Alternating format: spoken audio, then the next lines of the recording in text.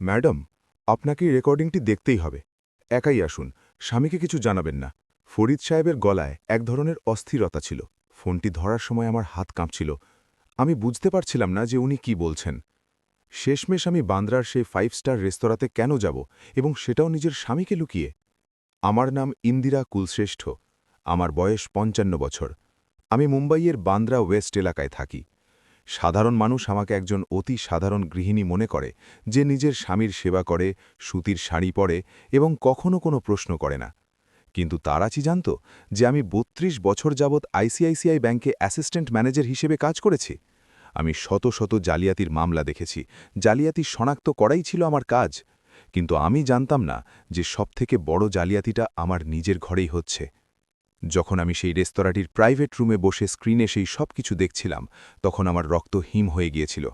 আমার ৫২ বছর বয়সী স্বামী সমীর একজন ২৬ বছরের মেয়েকে চুমু খাচ্ছিল। ওয়েটার ১৮,০০০ টাকার ফ্রেঞ্চ ওয়াইনের বোতল নিয়ে আসছিল, এবং ওই মেয়েটির গলায় যে হীরের হারটি জ্বলজ্বল করছিল, সেটি ছিল আমার বিয়ের হার, যা আমি আমার মায়ের কাছ থেকে উত্তরাধিকার সূত্রে পেয়েছিলাম। আমার গয়না বিক্রির টাকা দিয়ে সে গত কয়েক মাস ধরে এখানে আসছিল, আর আমি টেরও পাইনি। কিন্তু ফরিদ সাহেব জানতেন না যে আমি কে। তিনি জানতেন না যে তিনি যে ইন্দিরাকে বাঁচানোর চেষ্টা করছেন, সেই ইন্দিরা ৩ মাস আগে থেকেই সবকিছুর পরিকল্পনা করে রেখেছে। তিনি জানতেন না যে আমার কাছে ৯০ লাখ টাকার এফডি আছে। তিনি জানতেন না যে আমাদের ফ্ল্যাটটি শুধুমাত্র আমার নামে। আর তিনি এটাও জানতেন না যে আমি ইতিপূর্বেই একজন বিবাহবিচ্ছেদ আইনজীবীর সঙ্গে কথা বলে রেখেছি। কারণ যখন একজন ব্যাংক ম্যানেজারকে ধোঁকা দেওয়া হয়, তখন সে চুপচাপ বসে থাকে না। সে প্রমাণ জোগাড় করে, সে রণনীতি তৈরি করে, এবং যখন সময় আসে তখন সে বিনাশ ডেকে আনে। এখন আমি আপনাদের শুরু থেকে বলছি যে আমি কিভাবে এখানে পৌঁছালাম, কিভাবে একটি ভালোবাসার বিয়ে প্রতারণায় বদলে গেল, এবং কিভাবে আমি সেই লোকটিকে ধ্বংস করলাম যে আমার ৩২ বছরের বিশ্বাস ভেঙেছিল। তবে আগে বলি আমাদের শুরুটা কেমন ছিল। ১৯৯৮ সালের কথা। আমার বয়স তখন ২৩ বছর। ব্যাংকে নতুন যোগ দিয়েছিলাম। সমীপের বয়স ছিল ২৮। রিয়েল এস্টেটে কাজ করত। আমাদের বিয়ে ঠিক হলো। দুই পরিবারই মধ্যবিত্ত ছিল। কোনো যৌতুক নয়, শুধু ভালোবাসা আর একে অপরের স্বপ্নের সাথী হওয়া।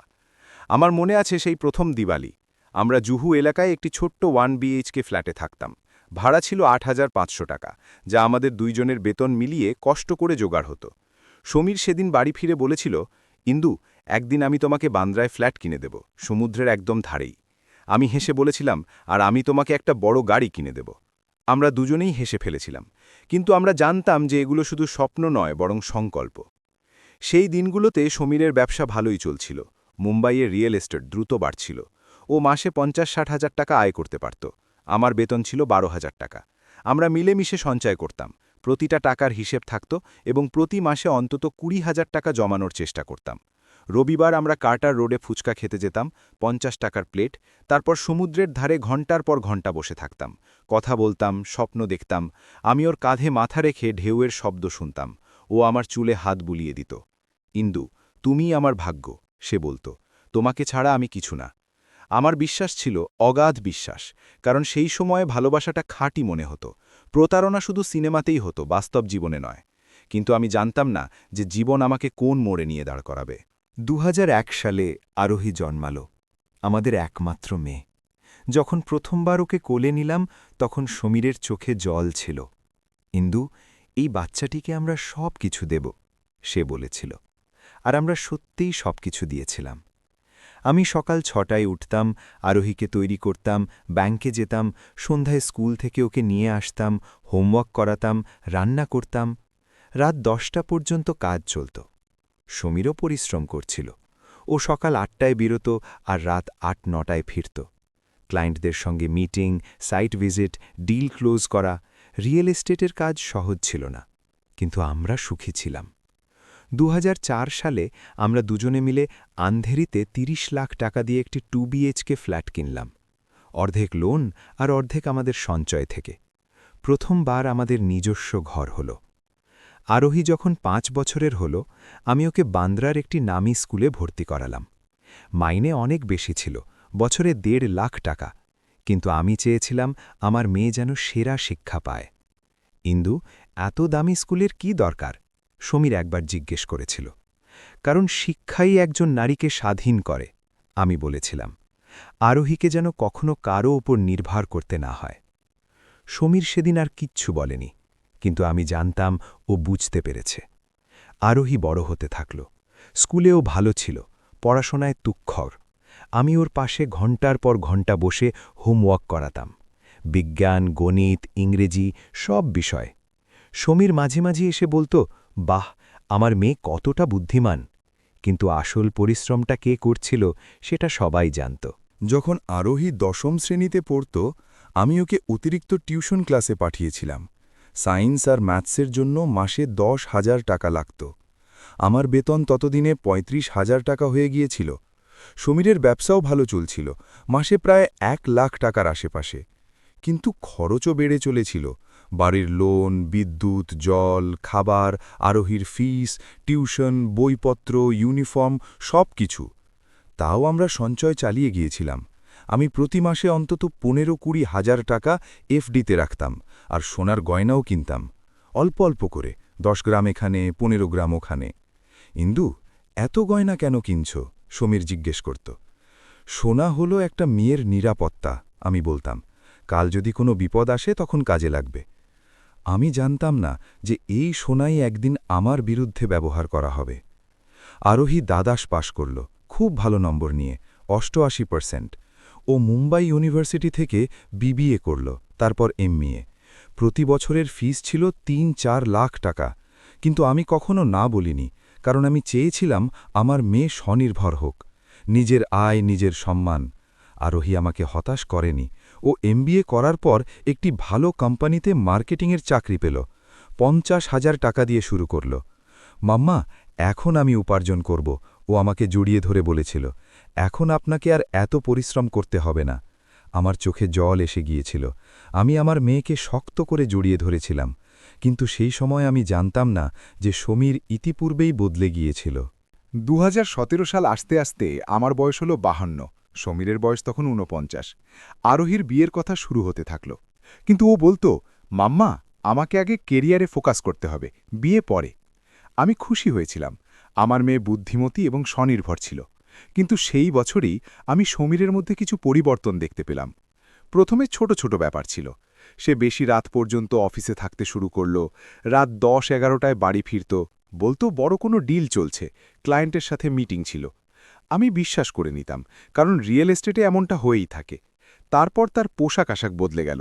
সে আগে সাধারণ জামাকাপড় পরত, এখন দামি ব্র্যান্ডের শার্ট, জিন্স, পারফিউম।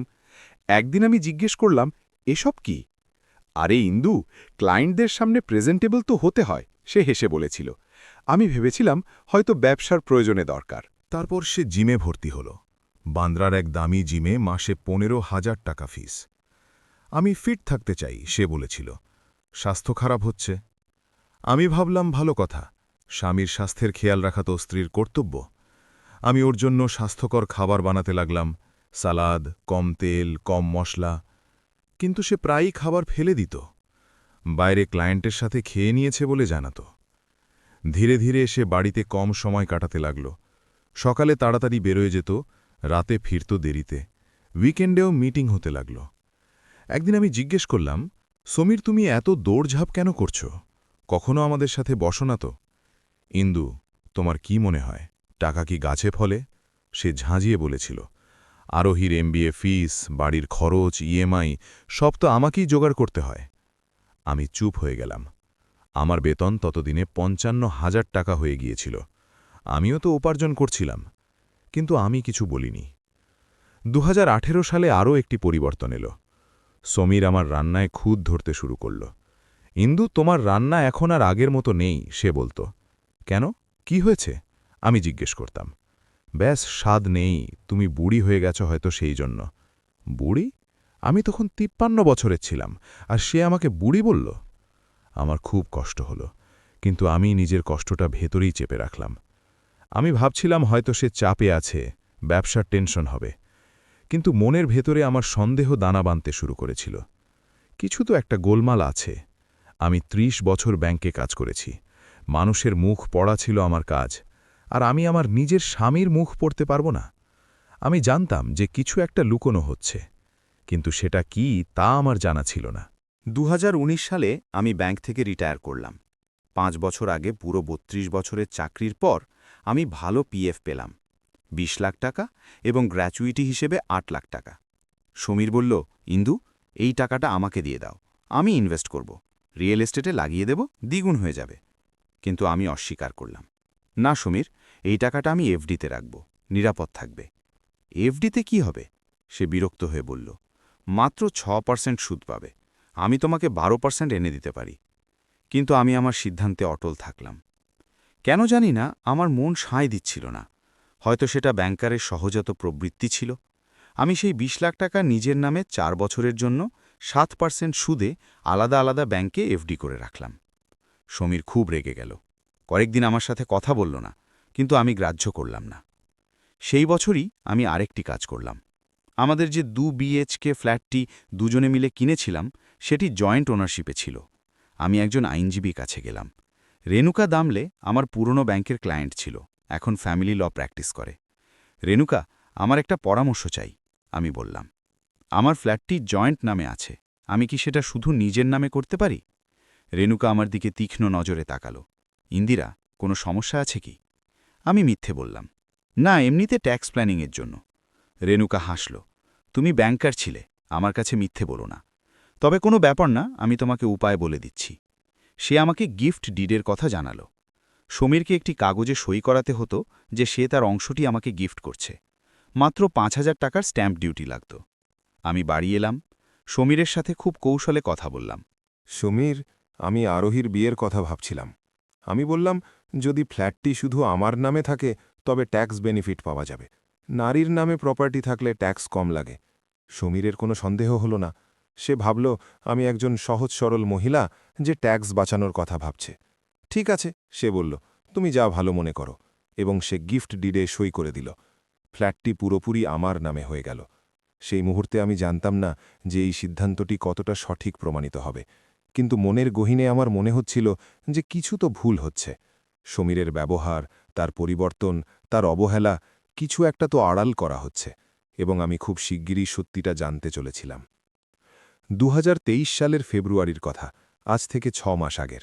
এক সন্ধ্যায় সমীর বাড়ি ফিরে এসে বলল, ইন্দু, তোমার গয়নাগুলো আমার চাই। আমি রান্নাঘরে রান্না করছিলাম।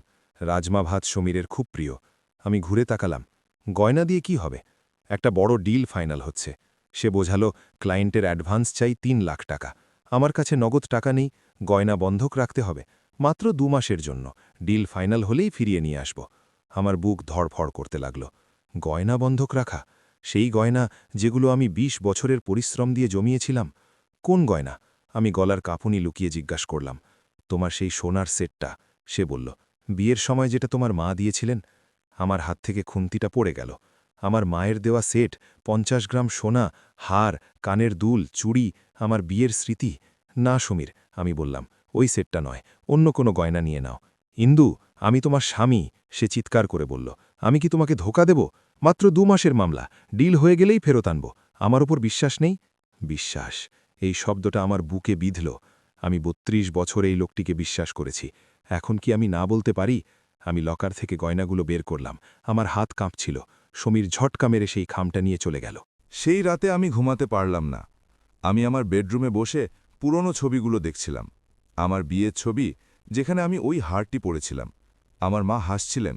তিনি বলেছিলেন, মা, এই হার তোমার সুরক্ষা, কোনো বিপদে পড়লে এটা বিক্রি করে দিও। কিন্তু আমি কখনো ভাবিনি যে আমি এটা নিজের স্বামীর হাতেই বন্ধক দিতে দেব। 2 মাস কেটে গেল। আমি সমীরকে জিজ্ঞেস করলাম, গয়নাগুলো কবে আনছ? আগে হ্যাঁ, আগামী সপ্তাহে। সে অবহেলার সাথে বলল, ডিলে একটু দেরি হয়ে গেছে। 3 মাস কেটে গেল। আমি আবার জিজ্ঞেস করলাম, ইন্দু, তুমি দুশ্চিন্তা করো না। সে বিরক্তি নিয়ে বলল, গয়না তো আর পালিয়ে যাচ্ছে না, চলে আসবে। 4 মাস কেটে গেল। আমি বুঝে গেলাম যে কিছু একটা ভুল হচ্ছে, কিন্তু আমি তখনও কিছু বলিনি, কারণ আমি প্রমাণ জোগাড় করছিলাম। মার্চ মাসে সমীর আবার এলো। এবার তার মুখটা খুব চিন্তিত ছিল। ইন্দু, আমার আবার গয়না লাগবে, সে বলল। কি? আমি চমকে উঠলাম। আগেরগুলোই তো এখনও ফেরত আসেনি। ওগুলো এসে যাবে, সে হাত নেড়ে বলল। কিন্তু এখন আরেকটা ডিল এসে গেছে, খুব বড়। এটা পেয়ে গেলে আমরা বান্দ্রায় 3 বিএইচকে ফ্ল্যাট নিতে পারব। বান্দ্রায় 3 বিএইচকে? আমাদের পুরনো স্বপ্ন। কত টাকা চাই? আমি জিজ্ঞেস করলাম। 3 লাখ, সে বলল। মাত্র 3 লাখ? তোমার বাকি গয়নাগুলো দাও, আমি বন্ধক রাখব। আমি চুপ থাকলাম। আমার কাছে এখন মাত্র 3টে সেট অবশিষ্ট ছিল। একটি আমার ঠাকুমার দেওয়া, একটি আমি আমার প্রথম বেতন দিয়ে কিনেছিলাম, আর একটি আরোহীর জন্য রেখেছিলাম ওর বিয়ের জন্য। না সমীর, আমি নিচু স্বরে বললাম, এখন আর গয়না দিতে পারব না। তুমি আমাকে বিশ্বাস করো না? সে চড়া গলায় বলল, আমি ৩২ বছর ধরে তোমার জন্য উপার্জন করছি, ঘর এনেছি, আরোহীকে পড়িয়েছি, সব কিছু দিয়েছি, আর এখন যখন আমার প্রয়োজন তখন তুমি না বলছো? আমার খুব রাগ হলো। আমি কি উপার্জন করিনি? আমিও তো ৩২ বছর চাকরি করেছি। এই ঘরের অর্ধেক আমার উপার্জনেরও। কিন্তু আমি এই কথাগুলো চিৎকার করে বলিনি। মনের ভেতরেই রাখলাম, বাইরে আমি চুপ থাকলাম।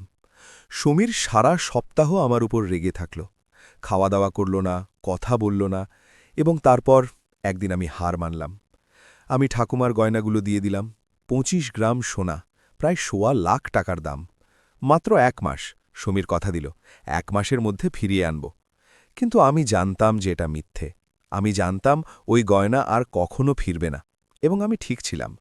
সেই রাতে আমি আমার ডায়েরিকে লিখলাম, আজ ঠাকুমার গয়নাগুলো দিয়ে দিলাম। মোট প্রায় ৫,০০,০০০ টাকার গয়না বন্ধক দেওয়া হয়েছে। সমীর কিছু লোকাচ্ছে, আমাকে খুঁজে বের করতে হবে ও কি লোকাচ্ছে। পরের দিন আমি একজন প্রাইভেট ইনভেস্টিগেটরের সাথে যোগাযোগ করলাম, জোজেফ ডিসুজা, আমার ব্যাংকের পুরনো ক্লায়েন্ট। এখন retired police inspector, private investigation করেন। জোজেফ সাহেব, আমার একটা কাজ আছে। আমি ফোনে বললাম। বলুন ইন্দিরা ম্যাডাম, তিনি বললেন। আপনি তো ব্যাংকে আমাকে সবসময় সাহায্য করতেন, এখন আমি আপনাকে সাহায্য করব। আমাকে আমার স্বামীর তদন্ত করাতে হবে, আমি সরাসরি বললাম। আমার মনে হয় উনি কিছু লোকাচ্ছেন। জোজেফ সাহেব চুপ থাকলেন, তারপর বললেন, ঠিক আছে ম্যাডাম, আমি দেখছি। এবং আমার তদন্ত শুরু হল। কিন্তু আমি জানতাম না যে সত্যিটা সামনে আসতে চলেছে তা আমাকে ভেঙে চুরমার করে দেবে। এপ্রিলের শুরুতে আমি আমাদের জয়েন্ট ক্রেডিট কার্ডের বিল পেলাম। ব্যাংকার হওয়ার অভ্যেসবশত আমি সবসময় বিল চেক করতাম। আমি বিল খুললাম, মোট বিল ছিল ৪৫,০০০ টাকা। আমি অবাক হয়ে গেলাম। আমরা মাসে মেরে কেটে ২০-২৫ হাজার টাকা খরচ করতাম ক্রেডিট কার্ডে। এটা এত বেশি কি করে? আমি ট্রানজ্যাকশনগুলো দেখলাম, আমার বুক ধরফর করতে শুরু করল। ৫ই মার্চ, দ্য পার্ল রেস্তোরাঁ, বান্দ্রা, ৮,০০০ টাকা। ১২ই মার্চ, দ্য পার্ল, ১২,০০০ টাকা। ১৯শে মার্চ, ১৫,০০০ টাকা। ২৫শে মার্চ, ১০,০০০ টাকা। ৪ বার একই রেস্তোরাঁয়, মোট ৪৫,০০০ টাকা। দ্য পার্ল, বান্দ্রার একটি খুব দামি রেস্তোরাঁ। আমি ওখানে কখনো যাইনি। ওখানে যাওয়ার আমাদের সামর্থ্যও ছিল না। সমীর সন্ধে বাড়ি ফিরল। আমি তাকে ক্রেডিট কার্ডের বিল দেখালাম। এটা কি? আমি জিজ্ঞেস করলাম। সমীর বিলটা দেখল। তার মুখে এক মুহূর্তের জন্য ঘাবড়ে যাওয়ার ছাপ দেখা গেল। তারপর সে হেসে বলল, আরে এটা তো ক্লায়েন্টদের সাথে মিটিং ছিল, বিজনেস ডিনার, এগুলো সব নর্মাল। ১ মাসে ৪ বার? আমি জিজ্ঞেস করলাম। হ্যাঁ ইন্দু, সে বিরক্তি নিয়ে বলল, এটা ব্যবসা, তুমি বুঝবে না। ক্লায়েন্টদের ইমপ্রেস করতে হয়, ভালো জায়গায় নিয়ে যেতে হয়, তবেই তো ডিল হবে। আমি চুপ হয়ে গেলাম, কিন্তু আমার মস্তিষ্ক কাজ করছিল। যদি এটা বিজনেস ডিনার হয় তবে রিসিট কেন নেই? যদি এটা অফিসিয়াল খরচ হয় তবে ট্যাক্স ডিডাকশনের জন্য বিল কেন রাখেনি? আর সবথেকে বড় কথা, যদি ক্লায়েন্টের সাথে ডিনার হয় তবে আমাকে কেন জানায়নি? আমি জোসেফ সাহেবকে ফোন করলাম। জোসেফ সাহেব, আমাকে দ্য পার্ল রেস্তোরাঁ সম্পর্কে জানতে হবে। সমীর ওখানে বারবার যাচ্ছে, আপনি কি একটু চেক করতে পারেন? অবশ্যই ম্যাডাম, তিনি বললেন। ২ দিন পর জোসেফ সাহেব ফোন করলেন। ম্যাডাম, আমি কিছু পেয়েছি, কিন্তু সেটা ভালো কিছু নয়। আমার বুক কেঁপে উঠল। কি সেটা? আমি রেস্তোরাঁর স্টাফদের সাথে কথা বলেছি। তারা বলছে যে সমীর সাহেব সবসময় একজন কম বয়সী মেয়ের সাথে আসেন, প্রাইভেট ডাইনিং রুম বুক করেন, খুব দামি ওয়াইন অর্ডার করেন। আমার হাত থেকে ফোনটা প্রায় পড়ে যাচ্ছিল। মেয়েটি কে নাম জানি না, জোসেফ সাহেব বললেন। তবে স্টাফরা বলছে মেয়েটি খুব তরুণী, ২৫-২৬ বছরের হবে, আর সমীর সাহেব তাকে গার্লফ্রেন্ডের মতো ট্রিট করেন। সেই মুহূর্তে আমার পৃথিবীটা যেন দুলে উঠল। আমি সোফায় বসে পড়লাম, কানে ভোঁ ভোঁ শব্দ হতে লাগল। গার্লফ্রেন্ড? আমার স্বামীর গার্লফ্রেন্ড? ২৫ বছরের? আরেকটা কথা ম্যাডাম, জোসেফ সাহেব নিচু স্বরে বললেন, ওয়েটার জানিয়েছে যে মেয়েটির গলায় একটি হীরের হার ছিল, খুব দামি, যেমন বিয়ের হার হয়। আমার হার, আমার মায়ের দেওয়া হার, ওটা সে ওই মেয়েটিকে পরিয়ে দিচ্ছে। আমি ফোন কেটে দিলাম। আমি বাথরুমে গিয়ে বমি করে দিলাম। আমার সারা শরীর কাঁপছিল। আমি কাঁদতে চাইছিলাম, কিন্তু চোখের জল আসছিল না। ৩২ বছর, ৩২ বছরের বিয়ে, একটা মেয়ে, একটা ঘর, একটা জীবন। আর এই লোকটি কোনো ২৫ বছরের মেয়ের সাথে প্রাইভেট ডাইনিং রুমে দামি ওয়াইন খাচ্ছে আমার গয়না বিক্রির টাকা দিয়ে। সেই রাতে আমি আমার ডায়েরিতে লিখলাম, আজ আমি সত্যিটা জানতে পারলাম। সমীরের সম্পর্ক আছে কোনো এক তরুণী মেয়ের সাথে। সে আমার গয়নার টাকা দিয়ে ওকে খুশি করছে। আমার মায়ের হার ওই মেয়েটির গলায়। আমি ভেতর থেকে ভেঙে পড়েছি, কিন্তু আমি কাঁদব না। আমি প্রতিশোধ নেব। মে মাসের শেষেই আরোহী বাড়ি এলো। ওর মুখটা শুকনো ছিল। মাম্মা, আপনার সাথে কিছু কথা বলতে চাই, ও বলল। আমরা দুজনে ব্যালকানিতে বসলাম। আমি ওর জন্য আদা চা বানালাম, যেমনটাও পছন্দ করে। কি হয়েছে মা? আমি জিজ্ঞেস করলাম। আরোহী চায়ের কাপে চুমুক দিয়ে বলল, মাম্মা, গত সপ্তাহে আমি আমার বন্ধুর সাথে বান্দ্রার একটা ক্যাফেতে ছিলাম, আর ওখানে আমি বাবাকে দেখলাম। আমার বুক ধরফর করতে লাগল। তবে সে কি তোমাকে দেখেছে? না, আরোহী বলল। বাবা একটা মেয়ের সাথে ছিল, খুব অল্প বয়সী, আমারই বয়সী মনে হচ্ছিল। তারা দুজন খুব কাছাকাছি বসেছিল। বাবা ওর হাত ধরেছিল। আমার চোখের সামনে অন্ধকার নেমে এলো, কিন্তু আমি নিজেকে সামলালাম। হয়তো কোনো ক্লায়েন্ট হবে, আমি বললাম। না মাম্মা, আরোহী জোর দিয়ে বলল। ক্লায়েন্টের সাথে কেউ এভাবে বসে না। ওরা দুজন খুব ইন্টিমেট মনে হচ্ছিল। আমার খুব খারাপ লাগল। আমি কিছু বলতে চাইছিলাম, কিন্তু সাহস হল না। তুমি বাবাকে জিজ্ঞেস করেছ? আমি জিজ্ঞেস করলাম। না, আরোহী মাথা নাড়ল। আমি ভয় পেয়ে গিয়েছিলাম। যদি আমি ভুল হই, যদি সে সত্যিই ক্লায়েন্ট হয়। আমি আরোহীর হাত ধরলাম। তুমি চিন্তা করো না মা, আমি সামলে নেব। আরোহী চলে গেল, কিন্তু ও যা বলে গেল তা আমার বুকে তীরের মতো বিঁধল। আমার মেয়ে তার বাবাকে অন্য মেয়ের সাথে দেখেছে। সেই রাতে আমি জোসেফ সাহেবকে আবার ফোন করলাম। জোসেফ সাহেব, আমাকে ওই মেয়েটি সম্পর্কে সব কিছু জানতে হবে। কেও, কি করে, কোথায় থাকে, সমীরের সাথে পরিচয় কিভাবে হল? ঠিক আছে ম্যাডাম, তিনি বললেন। ১ সপ্তাহ পর জোসেফ সাহেব রিপোর্ট দিলেন। ম্যাডাম, মেয়েটির নাম তানিয়া মালব্য, ২৬ বছরের মার্কেটিং এক্সিকিউটিভ, আন্ধেরিতে থাকে, দুজন রুমমেটের সাথে। মধ্যবিত্ত পরিবার থেকে এসেছে। সমীরের সাথে পরিচয় ৬ মাস আগে কোনো এক প্রপার্টি ডিলে। সমীর সাহেব তাকে বান্দ্রায় একটি ফ্ল্যাট দেখিয়েছিলেন। তখন থেকেই তাদের প্রেম জ্বলছে। ৬ মাস, ঠিক সেই সময় যখন সে প্রথমবার আমার গয়না বন্ধক রেখেছিল। আর একটা কথা, জোসেফ সাহেব যোগ করলেন। তানিয়া মনে করে সমীর সাহেবের ডিভোর্স হয়ে গেছে। সমীর সাহেব ওকে বলেছে যে তার স্ত্রীর মৃত্যু হয়েছে ৩ বছর আগে। আমি মারা গেছি? সমীর ওই মেয়েটিকে বলেছে যে আমি মারা গেছি? সেই মুহূর্তে আমার এত রাগ হলো যে আমি চিৎকার করতে চাইছিলাম, কিন্তু নিজেকে শান্ত রাখলাম। আর কিছু? আমি ঠান্ডা গলায় জিজ্ঞেস করলাম। জি ম্যাডাম, সমীর সাহেব তানিয়াকে অনেক দামি গিফট দিয়েছেন। হীরের হার, সোনার দুল, ব্র্যান্ডের ব্যাগ, আর হ্যাঁ, উনি ওর নামে একটা ৫ লাখ টাকার ফিক্সড ডিপোজিটও করিয়েছেন। ৫ লাখ? আমার গয়নাগুলোর দাম? আমি ফোন কেটে দিলাম। আমি বেডরুমে গিয়ে দরজা বন্ধ করে ফুপিয়ে কাঁদতে লাগলাম, বালিশে মুখ গুজে যাতে কেউ শুনতে না পায়। আমি ৩২ বছর দিয়েছি এই লোকটিকে, নিজের যৌবন দিয়েছি, ক্যারিয়ার সামলেছি, মেয়ে বড় করেছি, ঘর চালিয়েছি। আর এই লোকটা কি করল? আমাকে মৃত বলে অন্য কোনো মেয়ের সাথে সম্পর্ক শুরু করল। কিন্তু সেই রাতের পর আমি সিদ্ধান্ত নিলাম যে আর কাঁদব না। এখন আমি অ্যাকশন নেব। আমি রেণুকা দামলেকে ফোন করলাম। রেণুকা, আমি তোমার সাথে দেখা করতে চাই, যত দ্রুত সম্ভব। জুনের শুরুতে এক শনিবার সমীর খুব সকাল সকাল তৈরি হয়ে বের হতে লাগল। কোথায় যাচ্ছ? আমি জিজ্ঞেস করলাম।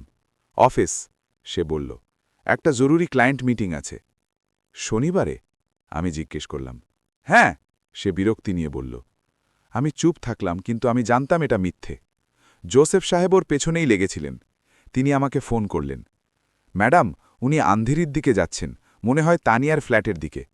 আমার বুক ধরভর করতে লাগল। আপনি ওর পেছনে থাকুন, আমাকে আপডেট দিতে থাকুন। দুপুরে জোসেফ সাহেব আবার ফোন করলেন। ম্যাডাম, ওরা দুজনে একটা মলে আছে, শপিং করছে। সমীর সাহেব তানিয়ার জন্য জামাকাপড় কিনছেন। বিকেলে ফোন এলো। ম্যাডাম, ওরা দুজনে বান্দ্রার এক 5 স্টার হোটেলে গেছে। সেই রাতে স্বামীর 11টায় বাড়ি ফিরল। আমি সোফায় বসেছিলাম, আলো নেভানো ছিল। আরে তুমি জেগে আছো? সে আলো জ্বালিয়ে বলল। হ্যাঁ, আমি শান্ত গলায় বললাম। মিটিং কেমন হলো? ভালো, সে মিথ্যে বলল। ডিল ফাইনাল হয়ে গেছে। আমি আর কিছু বললাম না। আমি শুধু ওকে দেখছিলাম, এই লোকটিকে যাকে আমি ৩২ বছর ধরে চিনি। নাকি হয়তো আমি একে চিনিই না। পরের সোমবার আমি রেণুকা দামলের অফিসে গেলাম। তোমার কি চাই ইন্দিরা? রেণুকা জিজ্ঞেস করল। ডিভোর্স, আমি সরাসরি বললাম। আর সব কিছু, ফ্ল্যাট, অ্যালিমানি, আমার গয়নার দাম, সব কিছু। রেণুকা আমার দিকে তীক্ষ্ণ চোখে তাকাল। তোমার কাছে প্রমাণ আছে? হ্যাঁ, আমি বললাম।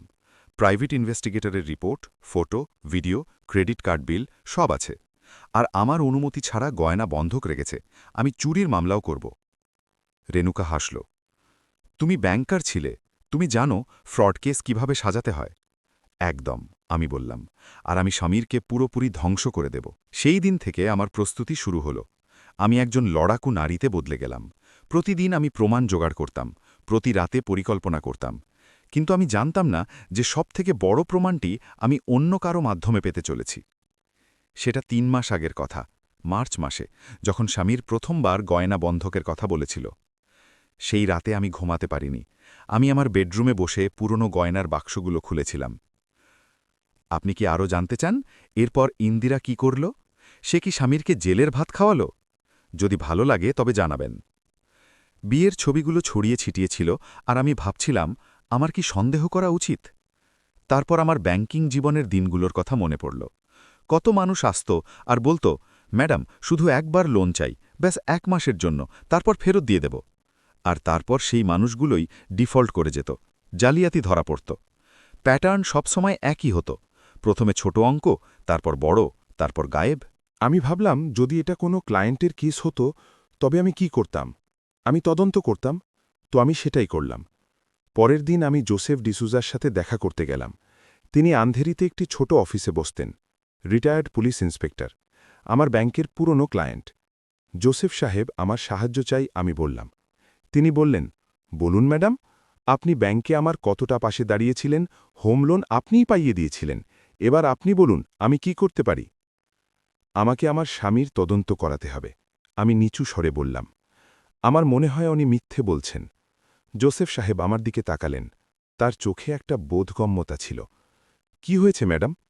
আমি সব বললাম, গয়নাগাটি নিয়ে, ডিল নিয়ে, দামি খরচাপাতি নিয়ে। আমার ৩টে জিনিস চাই, আমি বললাম। ১, উনি আসলে কোন ক্লায়েন্টের সাথে দেখা করছেন। ২, উনি আমার গয়নাগুলো নিয়ে কি করেছেন।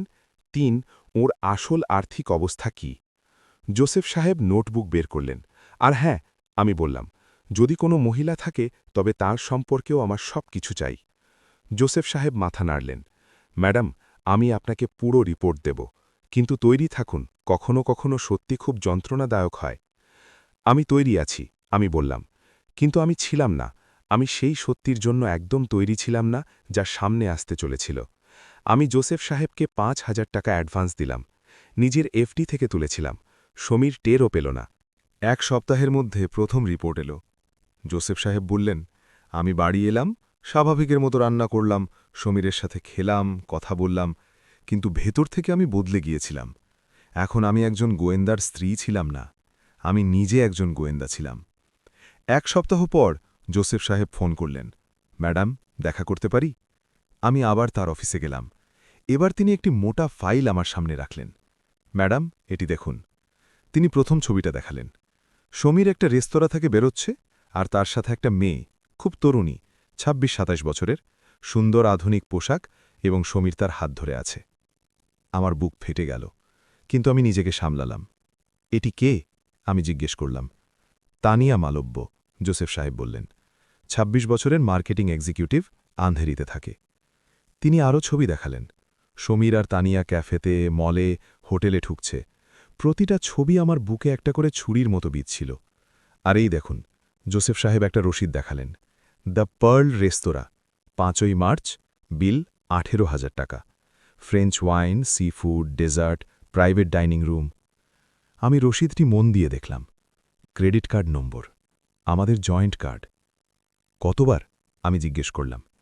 গত ৩ মাসে ১৬ বার, জোসেফ সাহেব বললেন। মোট খরচ প্রায় ৪ লাখ টাকা, শুধু রেস্তোরাঁ আর হোটেলে। 4 লাখ টাকা, আমার 6 মাসের সঞ্চয়। আর গয়নাগুলোর কথা আমি জিজ্ঞেস করলাম। জোসেফ সাহেব আরেকটি কাগজ বের করলেন। আমি বান্দ্রা আর আন্ধেরির সব বন্ধকি কারবারিদের কাছে খোঁজ নিয়েছি। আপনার গয়না দুটো জায়গায় বন্ধক রাখা আছে। মোট মূল্য 8 লাখ টাকা। 5 মাস হয়ে গেছে, সুদ বেড়ে চলেছে। 8 লাখ! আমার 20 বছরের জমানো গয়না 8 লাখে বিক্রি হয়ে গেল। আর সবথেকে খারাপ ব্যাপার, জোসেফ সাহেব নিচু স্বরে বললেন, আমি তানিয়ার গলায় সেই হীরের হারটি দেখেছি, যা আপনার বিয়ের ছিল। সেই মুহূর্তে আমি কেঁদে ফেললাম। আমি কতটা চেষ্টা করছিলাম, কিন্তু চোখের জল থামছিল না।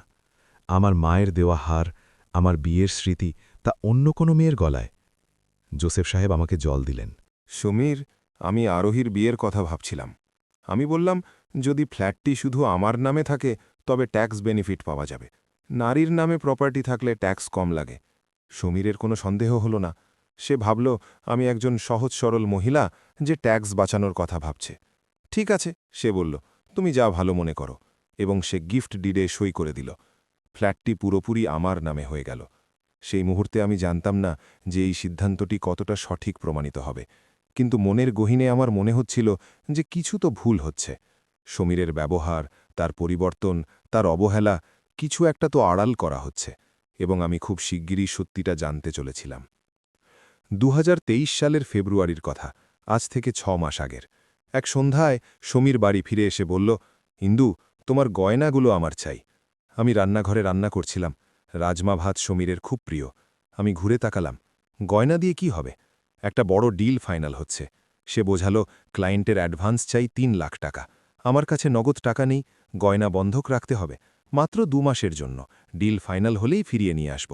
আমার বুক ধড়ফড় করতে লাগল। গয়না বন্ধক রাখা, সেই গয়না যেগুলো আমি 20 বছরের পরিশ্রম দিয়ে জমিয়েছিলাম। কোন গয়না? আমি গলার কাঁপুনি লুকিয়ে জিজ্ঞাসা করলাম, তোমার সেই সোনার সেটটা। সে বলল, বিয়ের সময় যেটা তোমার মা দিয়েছিলেন। আমার হাত থেকে খুন্তিটা পড়ে গেল। আমার মায়ের দেওয়া সেট, 50 গ্রাম সোনা, হার, কানের দুল, চুড়ি, আমার বিয়ের স্মৃতি। না সমীর, আমি বললাম, ওই সেটটা নয়, অন্য কোনো গয়না নিয়ে নাও। ইন্দু, আমি তোমার স্বামী, সে চিৎকার করে বলল। আমি কি তোমাকে ধোকা দেব? মাত্র 2 মাসের মামলা, ডিল হয়ে গেলেই ফেরত আনব।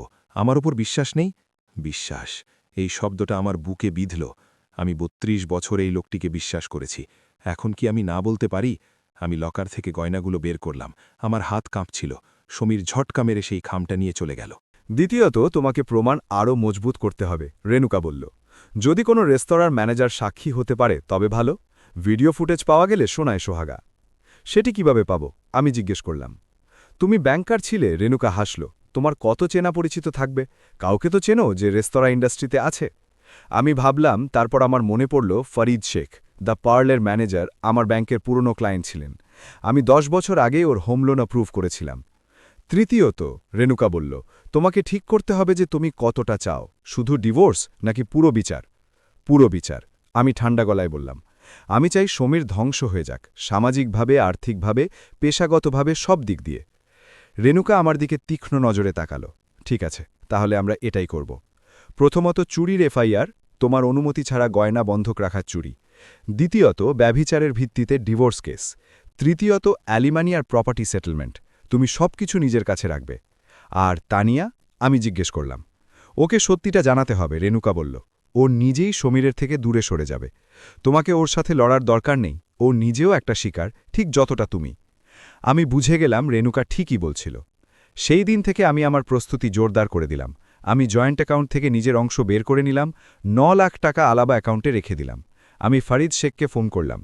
ফরিদ সাহেব, ইন্দিরা বলছি, আইসিআইসিআই ব্যাংক থেকে। আরে ম্যাডাম, কেমন আছেন আপনি? ফরিদ সাহেব খুশি হলেন। আপনার কথা খুব মনে পড়ে, আপনি আমাকে অনেক সাহায্য করেছিলেন। ফরিদ সাহেব, আমার একটা সাহায্য লাগবে, আমি বললাম, খুব পার্সোনাল। বলুন ম্যাডাম, যা পারব করব। আমি তাকে সমীর সম্পর্কে বললাম, খুব বেশি ডিটেলে না গিয়ে। ফরিদ সাহেব, আমার স্বামী আপনার রেস্তোরাঁতে বারবার আসছেন কোনো মেয়ের সাথে। আমার ওর ফুটেজ চাই, আপনি কি দিতে পারেন? ফরিদ সাহেব চুপ থাকলেন, তারপর বললেন, ম্যাডাম, আমি জানতাম না যে ইনি আপনার স্বামী, আমার খুব আফসোস হচ্ছে। আমি আপনাকে সব দিচ্ছি, আপনি একা আসবেন, আমি সব ব্যবস্থা করে দেব। থ্যাংক ইউ ফরিদ সাহেব, আমি বললাম, আপনার এই ঋণ আমি কখনো ভুলব না। এবার শুধু একটা জিনিস বাকি ছিল, সমীরকে হাতে নাতে ধরা, এবং সেই সুযোগ শীঘ্রই আসতে চলেছিল। জুলাই মাসের 10 তারিখ ফরিদ সাহেবের ফোন এলো। ম্যাডাম, আজ সমীর সাহেব প্রাইভেট ডাইনিং রুম বুক করেছেন। তিনি বললেন রাত 8টায়। আমার মনে হয় এটা কোনো স্পেশাল ডিনার, অনেক দামি ওয়াইন অর্ডার করেছেন। আমার বুক দ্রুত ধরফর করতে লাগল। আমি আসছি, আপনি আমাকে সব দেখাবেন। জি ম্যাডাম। আর ম্যাডাম একটা কথা, আমি গত 3 মাসের সব সিসিটিভি ফুটেজ বের করে নিয়েছি, আপনার জন্য রেডি আছে। থ্যাংক ইউ ফরিদ সাহেব। আমি ফোন রাখলাম। সমীর বাড়িতেই ছিল, তৈরি হচ্ছিল। কোথা যাচ্ছ? আমি জিজ্ঞেস করলাম। ক্লায়েন্ট ডিনার, সে বলল। বড় একটা ডিল ফাইনাল হচ্ছে। ও, আমি বললাম। কোন ক্লায়েন্ট? তুমি চিনবে না, সে বিরক্তি নিয়ে বলল। কোনো মালহোত্রা সাহেব আছেন, বান্দ্রায় প্রপার্টি কিনতে চান। মিথ্যে, একদম মিথ্যে। আমি ওর চোখে দেখতে পাচ্ছিলাম। সমীর 7টায় বেরিয়ে গেল। আমি তাড়াতাড়ি তৈরি হলাম। একটি সাধারণ সুতির শাড়ি, কোনো মেকআপ নয়। আমি একজন শিকারী স্ত্রী নয়, বরং একজন মর্যাদাসম্পন্ন মহিলা হিসেবে দেখা দিতে চেয়েছিলাম। আমি 8টার সময় দ্য পার্লে পৌঁছালাম। ফরিদ সাহেব বাইরে অপেক্ষা করছিলেন। ম্যাডাম, ভেতরে আসুন, তিনি নিচু স্বরে বললেন। আমি আপনাকে ব্যাক অফিসে নিয়ে যাচ্ছি। আমি ফরিদ সাহেবের পেছনে গেলাম। আমরা একটি ছোট ঘরে পৌঁছালাম, সেখানে একটি ল্যাপটপ ছিল। স্ক্রিনে সিসিটিভি ফুটেজ চলছিল। এই দেখুন ম্যাডাম, ফরিদ সাহেব বললেন। Private dining room number 3, live feed. আমি স্ক্রিনে দেখলাম আর আমার বুক ভেঙে গেল। সমীর টেবিলে বসে আছে আর ওর সামনে তানিয়া, একটি লাল রঙের পোশাকে, খুব সুন্দরী তরুণী, আর ওর গলায় আমার হীরের হাড়টি জলজল করছিল। সমীর ওর হাত ধরেছিল, কিছু বলছিল। তানিয়া হাসছিল। তারপর ওয়েটার ওয়াইন নিয়ে এলো, বোতল দেখালো, শ্যাতো মার্গো, 18,000 টাকার। সমীর ওয়াইনের গ্লাস তুলল, টোস্ট করল এবং তারপর সে তানিয়াকে কিস করল। টেবিলের ওপর ঝুঁকে পড়ে দীর্ঘ কিস, রোম্যান্টিক। আমার হাত মুঠো হয়ে গেল। আমি চিৎকার করতে চাইছিলাম, কিন্তু নিজেকে থামালাম। আর দেখুন ম্যাডাম, ফরিদ সাহেব আগের ফুটেজ চালালেন। এটি এপ্রিলের। স্ক্রিনে সমীর আর তানিয়াকে আবার দেখা গেল। এবার তানিয়া আমার সোনার চুড়িগুলো পড়েছিল, আমার ঠাকুমার চুড়ি। মে মাসের ফুটেজেও ফরিদ সাহেব পরবর্তী ক্লিপ চালালেন। তানিয়ার কানে আমার হীরের দুল ছিল। জুনের ফুটেজে তানিয়ার কবজিতে একটি ব্র্যান্ডেড ঘড়ি ছিল। প্রতি মাসে কোনো না কোনো উপহার, সব আমার টাকায়। ম্যাডাম, এই সব কিছু আমি পেনড্রাইভে কপি করে দিয়েছি, ফরিদ সাহেব বললেন। আপনার কাছে পুরো প্রমাণ আছে। আমি পেনড্রাইভ নিলাম। ফরিদ সাহেব, আপনাকে অনেক অনেক ধন্যবাদ। আরেকটি কথা ম্যাডাম, ফরিদ সাহেব বললেন। আপনি কি এখনই ওর সামনে গিয়ে দাঁড়াতে চান? আমি আপনাকে ওই রুমে নিয়ে যেতে পারি। আমি ভাবলাম, না, এখন নয়। আমি কোনো পাবলিক প্লেসে দৃশ্য তৈরি করতে চাইছিলাম না। না, আমি বললাম, আমি বাড়িতে অপেক্ষা করব, ওখানে কথা বলবো। আমি রেস্তোরাঁ থেকে বেরোলাম। রাস্তায় রেণুকা দামলেকে ফোন করলাম। রেণুকা, আমি সব পেয়ে গেছি, ভিডিও প্রমাণ, সব কিছু। এখন আমি অ্যাকশন নিতে চাই। পারফেক্ট, রেণুকা বলল। কাল সকালে আমার অফিসে এসো, আমরা চুরির এফআইআর ফাইল করব আর ডিভোর্স পেপারস তৈরি করব। আমি বাড়ি পৌঁছালাম, আলো নেভালাম, লিভিং রুমের সোফায় বসে পড়লাম, অন্ধকারে অপেক্ষা করতে লাগলাম। রাত 11টার সময় দরজা খুলল। সমীর ভেতরে এলো। ওর মুখে হাসি ছিল, হয়তো তানিয়ার সাথে ভালো সময় কাটিয়েছে। ও আলো জ্বালালো আর আমাকে সোফায় বসে থাকতে দেখল। আরে, তুমি বসে আছো? সে জিজ্ঞেস করল। ঘুম আসেনি? না, আমি শান্ত গলায় বললাম। অপেক্ষা করছিলাম। কার জন্য? সে জিজ্ঞেস করল, কিছুটা সতর্ক হয়ে। তোমার জন্য, আমি বললাম। বসো। সমীর সোফায় বসল। কি ব্যাপার? আমি আমার ল্যাপটপ খুললাম, স্ক্রিনটি ওর দিকে ঘোরালাম আর প্লে বাটন টিপলাম। স্ক্রিনে সেই ভিডিওটি চলতে লাগল। সমীর আর তানিয়া প্রাইভেট ডাইনিং রুমে কিস করছে। সমীরের মুখ সাদা হয়ে গেল। এটি কি? সমীর তোতলাতে তোতলাতে জিজ্ঞেস করল। তোমার আসল রূপ, আমি ঠান্ডা গলায় বললাম। আমি পরবর্তী ক্লিপটি চালালাম, তারপরেরটা এবং তারপরেরটা। 3 মাসের সব ফুটেজ। সমীর নিস্তব্ধ হয়ে বসে থাকল, ওর মুখ হাঁ হয়ে গেল। ইন্দু, ও কিছু বলার চেষ্টা করছিল। চুপ করো, আমি গলা চড়া করলাম। 32 বছরে প্রথমবার। এখন তুমি বলবে না, শুনবে। আমি আমার ব্যাগ থেকে কাগজপত্র বের করলাম, একটা একটা করে ওর সামনে রাখতে থাকলাম। এই দেখো, এটি তোমার ক্রেডিট কার্ডের বিল। 3 মাসের মোট খরচ 4.5 লাখ টাকা, সব রেস্তোরাঁ আর হোটেলে। সমীর বিলগুলো দেখল, ওর হাত কাঁপছিল। এই দেখো, এটি প্রাইভেট ইনভেস্টিগেটরের রিপোর্ট। তানিয়া মালব্য, 26 বছর, তোমার গার্লফ্রেন্ড, 6 মাস ধরে অ্যাফেয়ার চলছে। সমীর রিপোর্টটি দেখল, ওর মুখ আরও ফ্যাকাশে হয়ে গেল। এই দেখো, এটি বন্ধকি কারবারির রসিদ। আমার 8 লাখ টাকা মূল্যের গয়না তুমি বন্ধক রেখেছ, আমার অনুমতি ছাড়া, আর সেই টাকা তানিয়ার উপর খরচ করেছ। সমীর ততক্ষণে বুঝে গিয়েছিল যে আমি সব জানি, সব কিছু। ইন্দু, প্লিজ বোঝো, সে হাত জোর করল। ভুল হয়ে গেছে। ভুল? আমি হাসলাম, তিতকুটে হাসি। 6 মাস ধরে প্রতিদিন মিথ্যে বলা ভুল? আমার গয়না চুরি করা ভুল, আমাকে মৃত বলে পরিচয় দেওয়া ভুল। সমীর চমকে গেল। তুমি সেটাও জানো? আমি সব জানি, আমি বললাম। তুমি তানিয়াকে বলেছ যে আমি 3 বছর আগে মারা গেছি ক্যান্সারে, তুমি বিপত্নিক, একা থাকো। ইন্দু, সমীরের গলা বুঝে এলো। বন্ধ করো। আমি হাত তুললাম। আর কোনো মিথ্যে নয়, এখন সত্যি বলো, কত টাকা বাকি আছে? সমীর চুপ থাকল। বলো, আমি চিৎকার করে বললাম। কিছু না, সমীর নিচু স্বরে বলল। সব সব খরচ হয়ে গেছে? 8 লাখ সব খরচ হয়ে গেছে? হ্যাঁ, সমীর মাথা নিচু করল। তানিয়াকে গিফট, ডিনার, হোটেল, ওর নামে এফডি। এফডি? আমি চমকে উঠলাম। কত টাকার?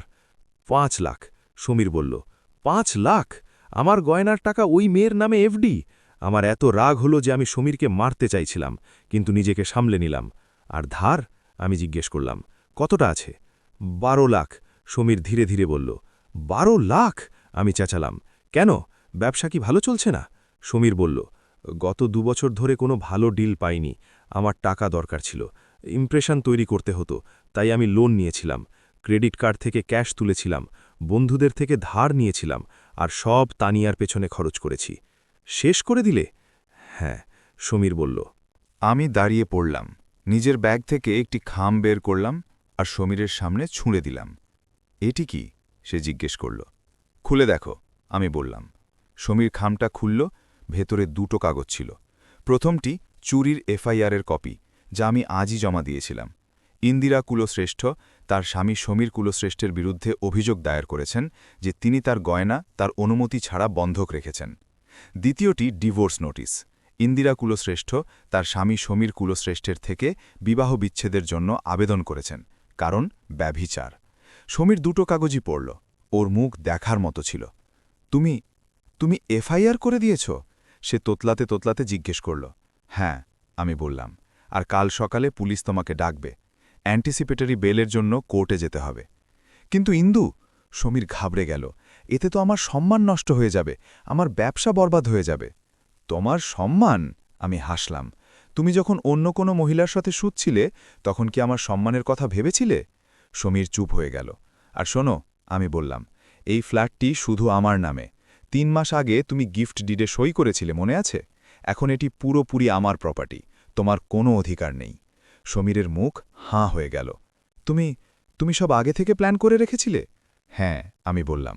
6 মাস আগে যখন তুমি প্রথমবার আমার গয়না চেয়েছিলে, তখনই আমার সন্দেহ হয়েছিল। আমি ব্যাংকে 32 বছর কাজ করেছি, জালিয়াতি চেনা আমার কাজ ছিল।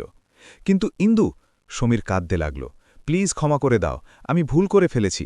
আমি তানিয়াকে ছেড়ে দেব, তোমার কাছে ফিরে আসব, প্লিজ। এখন অনেক দেরি হয়ে গেছে, আমি ঠান্ডা গলায় বললাম। এখন তুমি ব্যাগ গুছিয়ে বেরিয়ে যাও। কাল সকাল পর্যন্ত আমি তোমাকে এই ঘরে দেখতে চাই না। কিন্তু আমি কোথায় যাব? সমীর জিজ্ঞেস করল। আমি জানি না, আমি বললাম। হয়তো তোমার গার্লফ্রেন্ডের কাছে, অথবা কোনো বন্ধুর কাছে, আমার যায় আসে না। সমীর ওখানে সোফায় বসেই কাঁদতে থাকল। কিন্তু আমার কোনো মায়া হলো না। আমার হৃদয় পাথর হয়ে গিয়েছিল। আমি আমার বেডরুমে চলে গেলাম, দরজা বন্ধ করলাম, এবং তারপর আমিও কাঁদলাম। কিন্তু এই জল দুঃখের ছিল না, বরং স্বস্তির ছিল। অবশেষে আমি সত্যিটাকে সামনে নিয়ে এসেছিলাম। পরের দিন সকালে যখন আমি উঠলাম, তখন সমীর চলে গিয়েছিল। ওর জামাকাপড়, মালপত্র সব গায়েব, শুধু একটি নোট ছেড়ে গিয়েছিল। ইন্দু, আমাকে ক্ষমা করে দিও, আমি অনেক বড় ভুল করেছি। আমি জানি তুমি ক্ষমা করবে না, কিন্তু আমি তাও চেয়ে নিচ্ছি। সমীর। আমি সেই নোটটি ছিঁড়ে আবর্জনার বাক্সে ফেলে দিলাম। আমি আরোহীকে ফোন করলাম। মা, বাড়িতে আসতে পারবি? তোর সাথে কথা আছে। আরোহী দুপুরে এলো। আমি ওকে সব বললাম, সমীরের অ্যাফেয়ার, গয়না চুরি, এফআইআর, ডিভোর্স, সব কিছু। আরোহী শুনতে থাকল। ওর মুখে রাগ ছিল, অবাক হওয়া ছিল, দুঃখ ছিল। মাম্মা, ও আমাকে জড়িয়ে ধরে বলল, আমার খুব আফসোস হচ্ছে। আমি জানতাম না যে বাবা এতটা নিচে নামতে পারেন। এখন তুই জানিস, আমি বললাম, আর আমি চাই যে তুই এটা বোঝ যে আমি যা করেছি সেটা ঠিক করেছি। একদম ঠিক করেছ, আরোহী বলল। আমি তোমার সাথে আছি পুরোপুরিভাবে। আমি স্বস্তি পেলাম। আমার মেয়ে আমার পাশে ছিল। সেই সন্ধ্যায় পুলিশ সমীরকে ডাকল। তাকে থানায় যেতে হলো। আমার গয়নার ব্যাপারে জবানবন্দি দিতে হলো। এফআইআর নথিভুক্ত হয়ে গিয়েছিল। পরের দিন সমীরের বন্ধু আর আত্মীয়দের ফোন আসতে থাকল। ইন্দিরা, এটি তুমি কি করলে? সমীরের বোন ফোন করল। নিজের স্বামীর বিরুদ্ধে পুলিশ কেস? হ্যাঁ, আমি শান্তভাবে বললাম, কারণ উনি আমার গয়না চুরি করেছেন আর অন্য মহিলার সাথে অ্যাফেয়ার করেছেন। কিন্তু পরিবারের মধ্যে এই কথাগুলো চুপচাপ মিটিয়ে নেওয়া উচিত ছিল। ওর বোন বলল, পুলিশকে কেন ডাকলে? কারণ চুপ থাকলে কিছু হয় না, আমি বললাম। আর যদি আপনাদের এতই চিন্তা হয় তবে আপনার ভাইকে বলুন আমার ৮ লাখ টাকা ফেরত দিতে। ওর বোন ফোন কেটে দিল। ১ সপ্তাহের মধ্যে সমীর বড় বিপদে পড়ে গেল। প্রথমত, ওর রিয়েল এস্টেট লাইসেন্স সাসপেন্ড হয়ে গেল, কারণ ওর উপর ক্রিমিনাল কেস চলছে। দ্বিতীয়ত, ওর ক্লায়েন্টরা ওর থেকে দূরে সরে গেল। কেউ এমন লোকের সাথে কাজ করতে চায় না যে নিজের স্ত্রীর গয়না চুরি করে। তৃতীয়ত, এবং সবথেকে বড় ব্যাপার, তানিয়া সত্যিটা জেনে গেল। জোসেফ সাহেব আমাকে বললেন, ম্যাডাম, আমি তানিয়াকে একটি বেনামি ইমেল পাঠিয়েছি, সব সত্যি সমেত। ও খুব শকড হয়ে গেছে। পরের দিন তানিয়া সমীরকে ব্লক করে দিল, ফোন, হোয়াটসঅ্যাপ, সব জায়গা থেকে। আর ও সেই ৫ লাখের এফডি ভেঙে টাকাটা সমীরকে ফিরিয়ে দিল। আমার এই নোংরা টাকা চাই না, সে একটি মেসেজে লিখেছিল। তুমি আমার সাথে মিথ্যে বলেছ, তুমি বিবাহিত, তোমার স্ত্রী জীবিত আছে, আমি তোমাকে কখনো ক্ষমা করব না। সমীর পুরোপুরি ভেঙে পড়ল। ওর ব্যবসা বন্ধ, ওর গার্লফ্রেন্ড চলে গেছে, ওর ওপর ঋণের বোঝা, আর ওপর থেকে ক্রিমিনাল কেস। ও আমাকে আবার ফোন করার চেষ্টা করল। ইন্দু, প্লিজ আমাকে আরও একটা সুযোগ দাও। না, আমি সোজাসুজি বলে দিলাম, এখন আর কোনো সুযোগ নেই। অগাস্ট আর সেপ্টেম্বর ২ মাস যা সমীরের জন্য নরক হয়ে গিয়েছিল। চুরির কেস চলল, কোর্টে শুনানি হলো, আমার কাছে সব প্রমাণ ছিল। বন্ধকে কারবারির রসিদ, ক্রেডিট কার্ড বিল, তানিয়ার ছবি যেখানে ও আমার গয়না পড়েছিল। সমীরের উকিল কিচ্ছু করতে পারল না। জজ বললেন, আপনি আপনার স্ত্রীর অনুমতি ছাড়া ওর গয়না বন্ধক রেখেছেন, এটি চুরির সমান। সমীর অ্যান্টিসিপেটরি বেল পেয়ে গেল, কিন্তু কেস চলতে থাকল। ডিভোর্স কেসও শুরু হলো। রেণুকা আমার পক্ষ থেকে পুরো কেস তৈরি করল। ব্যভিচারের প্রমাণ, ভিডিও ফুটেজ সব কোর্টে পেশ করল। সমীরের উকিল বলল, আমার ক্লায়েন্ট অ্যাফেয়ারের কথা স্বীকার করছেন, কিন্তু তিনি ক্ষমা চাইছেন, তিনি ওর স্ত্রীর কাছে ফিরে যেতে চান। কিন্তু আমি পরিষ্কার অস্বীকার করলাম, আমার ক্ষমা চাই না, আমার ডিভোর্স চাই। এর মধ্যে সমীরের আর্থিক অবস্থা আরও খারাপ হতে থাকল। ওর উপর ১২ লাখের ঋণ ছিল, পাওনাদাররা ওর পেছনে লেগে গেল। একদিন সমীরের বোনের ফোন এলো, ইন্দিরা, প্লিজ সমীরকে ক্ষমা করে দাও, ও ধ্বংস হয়ে যাচ্ছে, ওর ব্যবসা বন্ধ হয়ে গেছে, কেউ ওর সাথে কথা বলে না। ওর আগে ভাবা উচিত ছিল, আমি বললাম, যখন উনি আমার গয়নার টাকা দিয়ে নিজের গার্লফ্রেন্ডকে খুশি করছিলেন। কিন্তু উনি তো তোমার স্বামী। ওর বোন বলল, ছিলেন, আমি শুধরে দিলাম, এখন নেই। অক্টোবর থেকে ডিসেম্বর সমীরের পুরো জীবন তছনছ হয়ে গেল। ওর ব্যবসা পুরোপুরি বন্ধ হয়ে গেল, real estate licence permanently cancel হয়ে গেল, কারণ ক্রিমিনাল রেকর্ড হয়ে গিয়েছিল। ওর যা কিছু সঞ্চয় ছিল তার ঋণ মেটাতেই চলে গেল, তাও ৪-৫ লাখ বাকি থেকে গেল। ওকে বান্দ্রা ছাড়তে হলো, কেউ ভাড়ায় ফ্ল্যাট দিচ্ছিল না। অবশেষে ওকে ওর বোনের কাছে আশ্রয় নিতে হলো। সমীর কিছু ছোটখাটো কাজ খোঁজার চেষ্টা করল, কিন্তু ওর বয়স 52 ছিল, আর উপর থেকে ক্রিমিনাল রেকর্ড, কেউ চাকরি দিল না। ওর সোশ্যাল লাইফ পুরোপুরি শেষ হয়ে গেল, বন্ধুরা সঙ্গ ছেড়ে দিল, আত্মীয়রা দূরত্ব বজায় রাখল। মানুষ বলতো, ওই লোকটি নিজের স্ত্রীর গয়না চুরি করে গার্লফ্রেন্ডকে দিত, লজ্জা লাগে না ওর? আর সবথেকে খারাপ ব্যাপার, তানিয়া অন্য বিয়ে করে নিল, অন্য কোনো ছেলের সাথে, নিজের বয়সের সঠিক মানুষের সাথে। যখন সমীর এটা জানতে পারল তখন সে ভেঙে পড়ল। সে সব কিছু হারিয়ে ফেলেছিল, স্ত্রী, মেয়ে, প্রেমিকা, ঘর, ব্যবসা, সম্মান, সব কিছু। নভেম্বরে কোর্ট ডিভোর্স অ্যাপ্রুভ করে দিল। আমি পুরো ফ্ল্যাট পেলাম, সমীর কিছুই পেল না, কারণ ফ্ল্যাট আগে থেকেই আমার নামে ছিল। কোর্ট সমীরকে আদেশ দিল যে সে যেন আমার গয়না ফেরত দেয়, কিন্তু গয়না তো বিক্রি হয়ে গিয়েছিল, তাই কোর্ট বলল যে সমীরকে ৮ লাখ প্লাস ইন্টারেস্ট ফেরত দিতে হবে। কিন্তু সমীরের কাছে টাকা ছিল না। কোর্ট ওর প্রপার্টি অ্যাটাচ করার আদেশ দিল, কিন্তু ওর নামে কোনো প্রপার্টি ছিল না। তারপর কোর্ট ওর স্যালারি অ্যাটাচ করার আদেশ দিল, কিন্তু ওর কোনো চাকরি ছিল না। অবশেষে সমীরের বোন ৫ লাখ টাকা দিল, বাকি ৩ লাখের জন্য ইনস্টলমেন্ট প্ল্যান তৈরি করা হলো। আমি ৫ লাখ পেলাম, বাকি ৩ লাখ ধীরে ধীরে আসার কথা। ডিসেম্বরের শেষে একদিন আমার কাছে সমীরের ফোন এলো, ইন্দু, আমার সাথে একবার দেখা করবে? ওর গলা ভেঙে গিয়েছিল। আমি ভাবলাম, তারপর বললাম, ঠিক আছে, কোথায়? বান্দ্রার সেই ফুচকাওয়ালার কাছে, সে বলল, যেখানে আমরা আগে যেতাম। আমি ওখানে পৌঁছালাম, সমীর আগে থেকেই বসেছিল। আমি ওকে দেখে চমকে গেলাম। উনি একদম বদলে গিয়েছিলেন, রোগা হয়ে গিয়েছিলেন, মুখে বলিরেখা এসে গিয়েছিল, চুল সাদা হয়ে গিয়েছিল, জামাকাপড় পুরনো আর নোংরা ছিল। ইন্দু, উনি বললেন দাঁড়াতে দাঁড়াতে। আমি বসলাম চুপচাপ। ইন্দু, আমাকে ক্ষমা করে দাও, সমীর বলল। ওর চোখে জল ছিল। আমি অনেক বড় ভুল করেছি। আমি পাগল হয়ে গিয়েছিলাম। তানিয়ার যৌবন, তার সৌন্দর্য, আমি ভুলে গিয়েছিলাম আমার কাছে কি আছে। আমি তোমাকে হারালাম, আরোহীকে হারালাম, সব কিছু হারালাম। আমি চুপ থাকলাম। এখন আমার কাছে কিচ্ছু নেই, সমীর বলল। কোনো ঘর নেই, কোনো ব্যবসা নেই, কোনো বন্ধু নেই। আমি আমার বোনের কাছে থাকছি, ছোটখাটো কাজ করছি, কোনোভাবে দিন কাটছে। আমি কিচ্ছু বললাম না। আমি সাজা পেয়ে গেছি, সমীর বলল, পুরো সাজা। এবার আমাকে একটা সুযোগ দাও, আমি আবার শুরু করব তোমার সাথে। আমরা দুজনে আবার। না, আমি অবশেষে বললাম শান্ত গলায়, কিন্তু দৃঢ়তার সাথে। সমীর আমার দিকে তাকালো। কেন? কারণ যা ভেঙে যায় তার জুড়ে যায় না, আমি বললাম। তুমি আমার বিশ্বাস ভেঙেছ, আমার সম্মান ভেঙেছ, আমার ভালোবাসা ভেঙেছ। এখন আর ফিরে আসা সম্ভব নয়। কিন্তু ইন্দু, আর শোনো, আমি বললাম, আমার তোমার উপর রাগ নেই, ঘৃণাও নেই, ব্যাস কিচ্ছু নেই।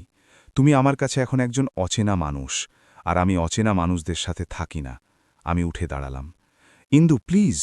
সমীর আমার হাত ধরার চেষ্টা করল। আমি হাত সরিয়ে নিলাম। বিদায় সমীর, এবং হ্যাঁ, নিজের খেয়াল রেখো। আমি ওখান থেকে চলে এলাম, পেছন ফিরে তাকাইনি।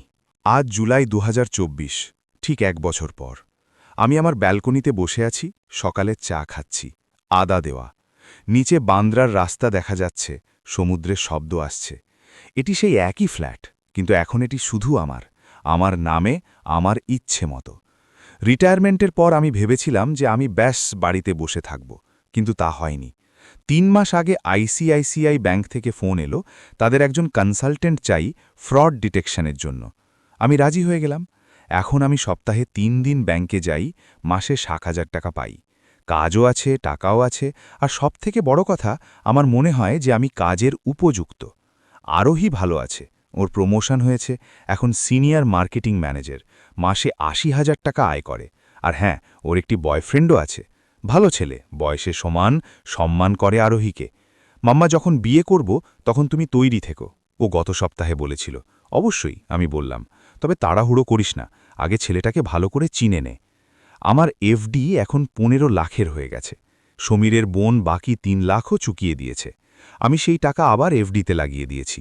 গয়না গয়না তো ফিরে আসেনি, কিন্তু আমি নতুন কিনেছি, অল্প অল্প করে, নিজের উপার্জনে। এই গয়নাগুলো অনেক বেশি দামি, কারণ এগুলো আমার স্বাধীনতার প্রতীক। আমি কিছু নতুন বন্ধু বানিয়েছি ব্যাংকে, পাড়ায়। আমরা কখনো কখনো একসাথে লাঞ্চ করি, মুভি দেখতে যাই, কথা বলি। জীবন ভালোই কাটছে, শান্তিতে, এবং সবথেকে জরুরি, আমার নিজের শর্তে। সমীরের কথা? হ্যাঁ, মাঝে মাঝে খবর পাই। গত মাসে আমি আরোহীর কাছে শুনলাম যে সমীর এখন মালাড ইস্টে থাকেন। ওর বোনের ওখান থেকেও বের করে দেওয়া হয়েছে। এখন একটি ছোট রুমে থাকেন, আরও দুজনের সাথে শেয়ার করে। উনি এখন একটি ছোট রিয়েল এস্টেট কোম্পানিতে কাজ করেন, সেলসম্যান। মাসে ১৫-২০ হাজার টাকা পান কমিশন ভিত্তিতে। ওর সব পুরনো বন্ধুরা ছেড়ে গেছে, পরিবারের সাথেও খুব একটা কথা হয় না। আরোহী ওকে একবার ফোন করেছিল।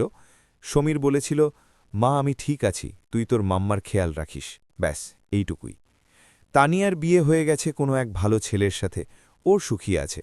সমীরের কথা কখনো জিজ্ঞেস করে না। আর আমার সমীরের কথা ভেবে কোনো আনন্দ হয় না, কিন্তু কোনো দুঃখও হয় না। ব্যাস একটা স্বস্তি আছে যে আমি সঠিক সিদ্ধান্ত নিয়েছিলাম। কারণ কখনো কখনো জীবনে একা থাকা ভালো একজন ভুল মানুষের সাথে থাকার চেয়ে। আজ যখন আমি পেছন ফিরে তাকাই, তখন আমার নিজের সিদ্ধান্তের উপর গর্ব হয়। আমি ৩২ বছর এমন এক লোকের সাথে থাকলাম যে আমাকে ভালোবাসত, অথবা অন্তত আমার এমনটা মনে হতো।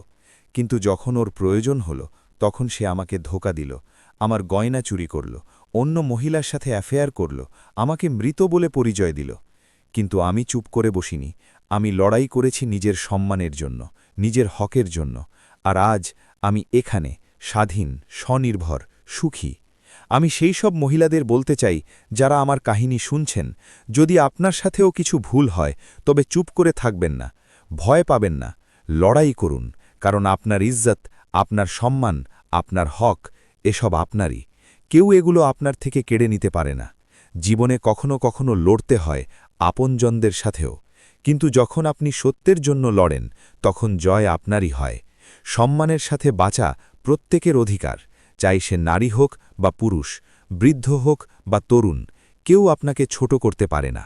আর হ্যাঁ, আমার সোনার গয়না তো ফেরেনি, কিন্তু আমার সম্মান ফিরে এসেছে, আর সেটি যে কোনো সোনার চেয়েও অনেক বেশি দামি। আজ আমি 56 বছরের, মূল কাহিনী অনুযায়ী 55+1 বছর, একা কিন্তু সুখী, কারণ আমি নিজের শর্তে বাঁচছি, এবং এটি সবথেকে বড় জয়। যদি এই কাহিনী আপনাদের ভালো লাগে তবে দয়া করে চ্যানেলটিকে সাবস্ক্রাইব করুন এবং বেল আইকনটি প্রেস করুন, যাতে আপনারা এমন আরও ভিডিও পেতে থাকেন। পরের ভিডিওতে দেখা হবে, যা স্ক্রিনে দেখা যাচ্ছে।